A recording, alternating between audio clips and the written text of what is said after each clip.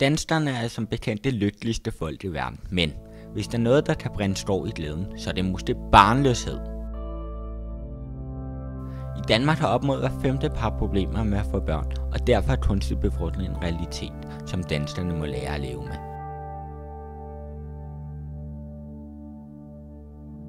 Den simpleste form for kunstig befrugtning består i, at kvindens æg befrugtes sæd fra en fremmed donor. Dette kan gøres på flere forskellige måder. Der findes 3 hovedtyper af kunstig befrugtning. Vi har den mest simple, nemlig IUI, intrauterin insemination. Det er en metode, hvor man sprøjter sæden direkte op fra et sædstrå i livmoderen. Så er der in vitro fertilisering. Her der hormonbehandler man kvinden, tager ægget ud. Kvinden lægger det i en petriskål, og så tager man det oprensede sæd, putter ned til ægget, venter et par celledelinger og fører det op i livmoderen. Så er der den sidste metode, som er ICSI, intracytoplasmatisk sædcelleinsemination, som er en metode, hvor man igen tager ægget ud efter hormonbehandling, og så udvælger man den sædcelle, der er god, som man vil gå videre med, og injicerer direkte i ægget, venter et par celledelinger og fører ægget op i kvinden igen. Hvordan gør man så, når sæden den er kommet ind i laboratoriet?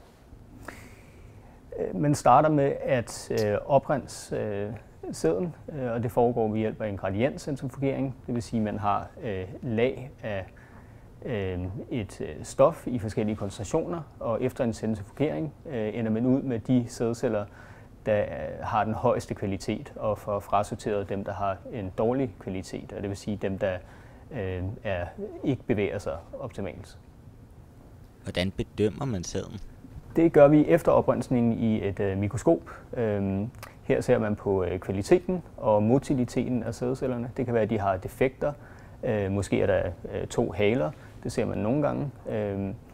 Og så ser man så på motiliteten, og det vil sige, at man inddeler i A, B og C-celler, alt efter hvor hurtigt de bevæger sig. A-celler, det er dem, der bevæger sig hurtigst. B-celler bevæger sig lidt langsommere, og C-celler bevæger sig næsten ikke. Den typiske donor, hvad er det? Det er vel nok en dansk mand i 30'erne. Hvordan opbevares sæden? Det gør vi i en kvælstoftank, hvor vi har flydende kvælstof, der er minus 196 grader koldt. Hvor mange par i Danmark har problemer med at få børn naturligt? Det kan være helt op til en 1/5, altså 20% af alle par, som har problemer med at få børn på naturlig vis. Og i Danmark der er det cirka hver 10. barn, som bliver født ved assisteret reproduktion.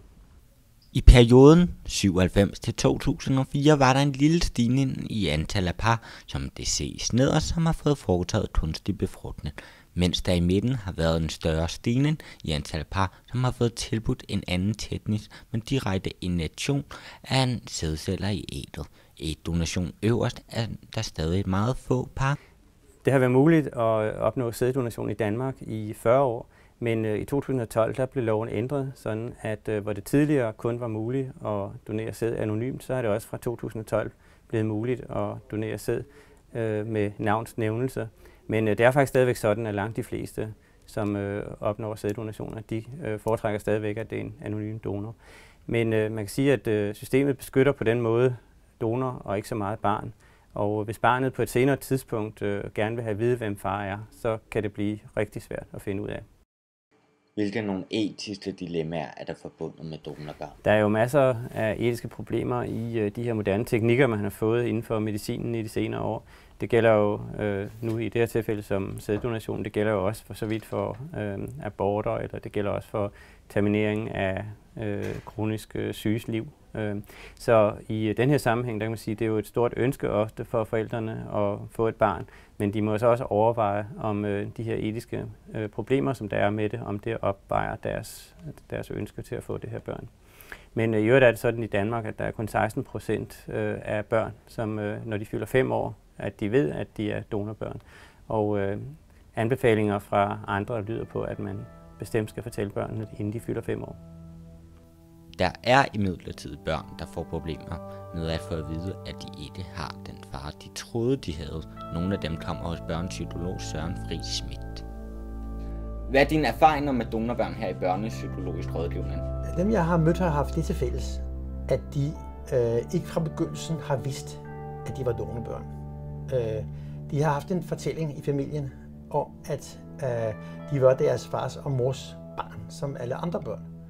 Men så har de på et tidspunkt fået at vide, at det var de ikke alligevel. Og den koldbøtte, de så slog i forbindelse med den oplysning, gjorde så, at de eksempelvis havde svært ved at holde fast i et gymnasieforløb eller noget tilsvarende. Og det var så det, der gjorde, at kontakten til mig blev etableret. Hvornår mener du, at man skal fortælle sine børn, at de er donorbørn? Jamen, jeg mener, at man skal fortælle sine børn, hvad de er, når de begynder at spørge, hvorfra de kom. Og det vil sige, at ligesom at man kunne give anbefalingen til adoptivforældre, kunne man også gøre det til donorforældre, at så snart børn begynder at spørge efter, eller at man som forældre pludselig får en lyst til at fortælle dem noget om, hvordan tingene hænger sammen. Og det er ikke ret lang tid efter, at sproget kommer, når de er i børnehavealderen. Der at fortælle dem, hvordan de er blevet til. Jo før man fortæller, hvordan de er blevet til, jo nemmere er det. Oplever du identitetsudfordringer hos disse børn? Min oplevelse er også fra adoptivbørn. For så vidt at man må drage den analogi. Det er jo ikke helt det samme, men der er noget, der ligner. At jo tidligere du har mulighed for ligesom at tage det med dig og integrere det i din egen selvforståelse og i din udvikling, jo nemmere. Det siger måske også noget om, hvem det er, man går omkring med, at de også har nemmere ved og skal i hvert fald ikke holde styr på, at den virkelige virkelighed på en eller anden måde skal redigeres i hele tiden. Det slipper man jo for alt sammen, når man fra starten, uanset hvordan børnene er blevet til, har været åbne om det over for dem. Store børn, der får denne her nyhed, de får også en nyhed mere, mindst. De får også den nyhed, at det vidste de andre godt. Og de andre kan være rigtig mange omkring børnene. Altså det er meget ofte sådan, så at det faktisk kun er barnet selv, der ikke ved, at det er donorbarn.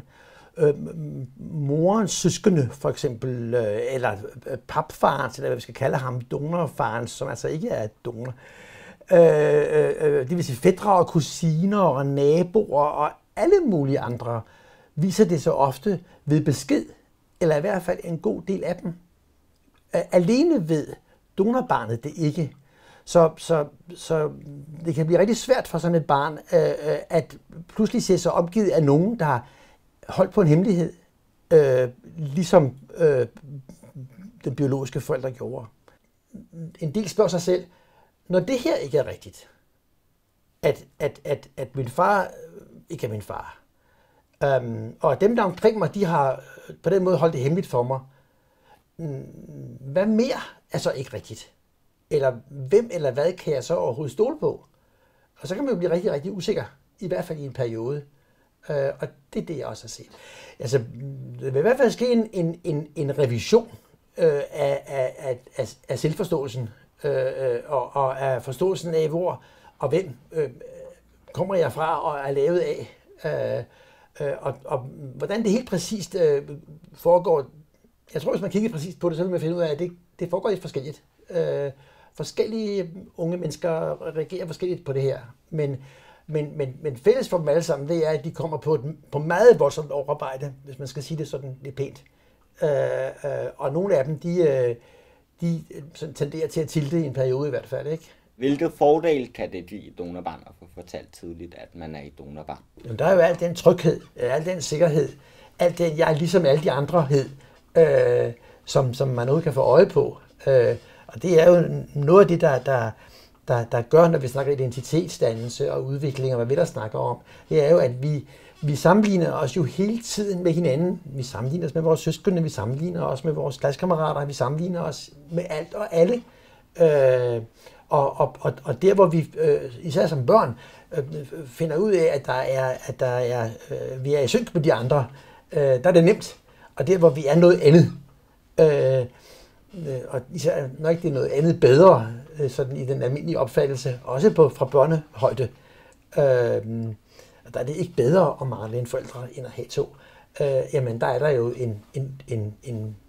en udfordring i det at blive, altså for at udvikle sin personlighed og sin identitet. Det er der. Jeg ikke kunne forstå, i hvert fald ikke sådan ud fra en psykologisk synsvinkel, så jeg måske nok kunne forstå den rationale for, at det ikke var noget, man bare naturligvis, for det jeg har sagt før, var åben om. Og det vil så også sige, at jeg har altid været plæderet for, at man skulle gøre herhjemme, som man jo har gjort i nogle af vores nabolande, har krævet, om jeg så må sige, åbenhed. Sådan så det unge menneske, som gerne vil vide besked, var sikker på at få den. Det jeg der synes vil være det mindste. Altså jeg mener heller ikke et eller andet sted, at det er rimeligt, at man de facto kan påtage sig et faderskab og så tilbyde mindre end det ansvar, der må ligge i at være det. At lave den her konstruktion her, som sædbankerne herhjemme gør, hvor man garanterer anonymitet for at kunne have et højt antal fødsler og børn og skæbner på samvittigheden, har jeg altid syntes var tvivlsomt. Men det har vi jo set, at der jo også fra udlandet er et vældigt træk på de danske sædbanker. Skal vi gætte på, at det er fordi, at skandinaver er mange, også udlændinge, anses for at være smukke, med blå øjne osv., og at vi så har haft de her meget liberale rammer, inden for hvilke det her har foregået på en og samme gang. Det tror jeg, men jeg kan ikke bevise det. Systemet beskytter jo meget faren i forhold til barnet.